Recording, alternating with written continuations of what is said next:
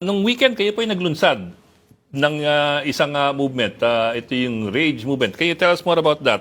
Exactly what is it and what are the intentions? Yun po, let's start off with that.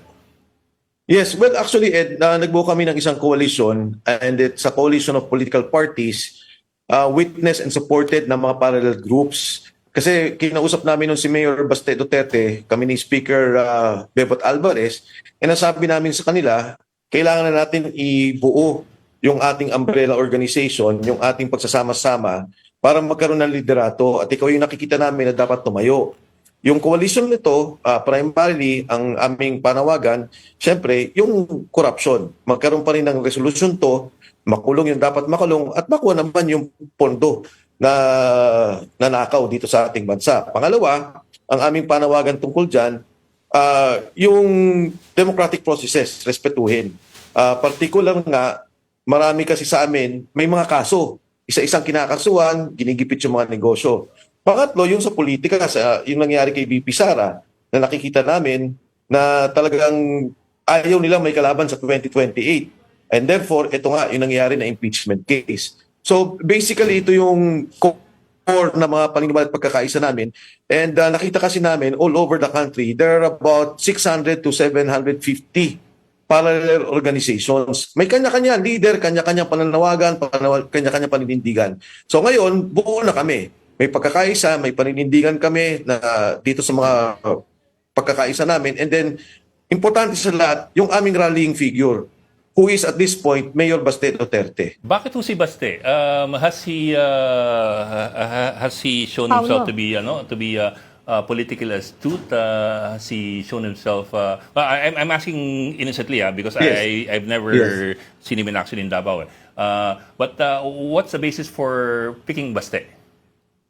Well, una sa lahat, Ed, kasi di ba Duterte siya eh. Yan yung tinitingnan ng mga parallel groups. Bagamat may mga kasama rin kami, may kanya-kanyang organisasyon, pero with a Duterte as our leader, madaling mapag-usapan eh, mabilis yung mga desisyon. Pag sinabi namin na ito yung gusto ni Mayor Baste, ito yung gagawin natin, mas madali para sa amin, number one. Sa pagbubuo ng mga organizations, hindi lamang dito sa Metro Manila, pero nationwide, ganun din. Pag nalaman nila, okay, ito pala yung grupo ninyo, walang problema. Kasi yung iba-ibang grupo, iba-iba yung, hindi naman iba-iba yung pananaw. Kunyari, may grupo na nagsimula nung panahon ni Pangulong Duterte. May grupo naman na tumakbo si Vice President Duterte. May mga grupo talaga na BBM Inday na nagsimula. So ngayon humiwalay na kay BBM at nabubuo na lang sila ng Inday Sara Duterte. So naging ganon. So yung tanong mo no, is Mayor Duterte astute. Ako as a local official, as Mayor of Davao, maganda yung pakikitungo niya sa tao. Pag nag-uusap kami, nakikinig siya. And maganda yung ang dealings namin sa kanya, yung pakipag-usap namin sa kanya. Kunyari, Mayor, ito yung gagawin natin. Nakikinig naman siya. And meron din siya mga direksyon na ganito katulad to be fair with him, Eda, nung bago pa magsimula kinausap niya lahat. Ang sabi niya, tayo nagsasama-sama, ang principal natin si VP Inday. Ayaw niya ng kaguluhan, ayaw niya ng mga panawagan ng pagkakagulo, pag-aaklas, paggamit ng armas. Tayo legal. Yung panawagan natin sa korupsyon, ituloy natin. At gusto ko wag nating ipahamak yung principal natin na ito yung paniniwala, ito yung paninindigan. So yun. Even before we started, gano'n na kaagad yung kanyang, without us telling him or without us na initiating anything, kinausap niya kami lahat na ganito yung direction natin. Pero sir, the Pero primary reason you Congressman, gave, ngayong isn't that personality politics that you also do not like? I mean, I've heard you say this time and again before na you don't like personality politics. But the first point that you raised, which appears to be the primary point, that he's a Duterte, doesn't that fall back into the problem of personality politics? Well, not really. Kasi ang naging sitwasyon namin is, you have now the PDP. Yung PDP, remnant ni President Rodrigo Duterte. Hindi naman si Inday Sara PDP. And ang binoto ng PDP ay si Baste Duterte. So kami naman, ako, I represent another party, Reform PH, and si Speaker Bebot Pantaleon Alvarez represents Reforma. We agreed na si Baste Duterte yung aming magiging leader. Will he be involved in national politics? Hindi naman. Pero willing siya to help out not only Mindanao, not only Davao, not only Mindanao, but the whole country. Yung mga panawagan kunyari dito sa krisis, binanggit namin sa kanya, naniniwala siya doon at naninindigan siya doon na dapat itabi yung politika at mag-focus tayo doon sa mga problema at pag-usapan kung paano ma-resolve at matulungan. Sabi nga niya sa akin yung nakikita natin problema sa ngayon, sabi niya sa Davao, ngayon pa lang, nakikita na namin yung epekto sa middle class. In 1 month or 2 months, pag tumaas pa yung presyo, kawawang-kawawa na yung mga tao. Mike, dahil nabanggit mo, Mike, nag-high na profile kwan. Mike, nabanggit mo na ang gusto ni Duterte ay mapayapang pamamaraan, no? Mapayapang pagbabago. Pero noong 2024, nag-call sila sa military para pabagsakin si Marcos, di ba? Dahil siya ay isang bangag. Si Digong nga, bago pa siya nahuli, magkasabay silang mag-ama eh. Ang sabi niya ay kailangan ng uprising, kailangan ng mutiny, kailangan ng secession. Ano? Nagbigay pa nga siya ng hint of assassination nung sinabi niya na buti na lang, hindi na akong presidente, kung hindi na tokhang yan.